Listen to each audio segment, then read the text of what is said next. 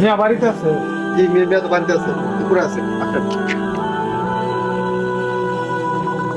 আপনার কথা আছেন?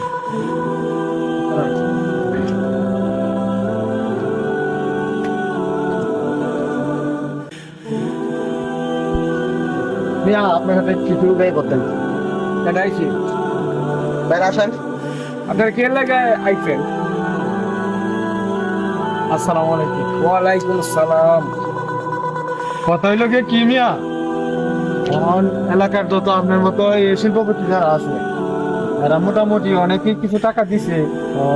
তাহলে আপনি আছেন, আপনি যদি কিছু টাকা দেন এই আমরা আর কি মানে কালকে তোর কত প্রয়োজন হয় গরিব মানুষ দিতাম না। আমাদের কোনো টেয়া টুয়া নাই। তোমরা কেল লাগাইছো, টেয়ার লাগাইছো, আমি টাকা দিতে পারতাম না। তোমরা যেমন মেসে যাও গা। তোমরা বাড়ির ভিতরে ডুববার লেগে খেলা দিছে।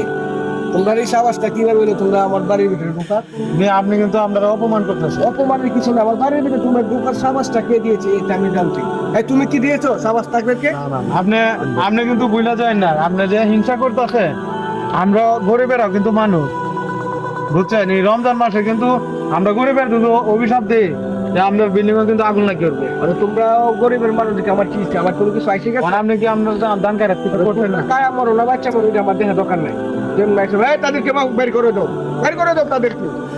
আচ্ছা আপনার বিল্ডিং এর মধ্যে আগুন তারা বলবো আমরা বিল্ডিং এর মধ্যে কয়ে দিলাম, আমরা তখন কিন্তু পিঁপড়া গাইবো কয়ে দিলাম তাইতা দিঘা আরে বাবা না মনোরম কয়ে দিলাম মিয়া। তুমি এদেরকে আর ডুবতে দিবা না। তারা রমজান মাস হলে তারা দান্দা করে, তারা দান্দা করতে বাইর হয়।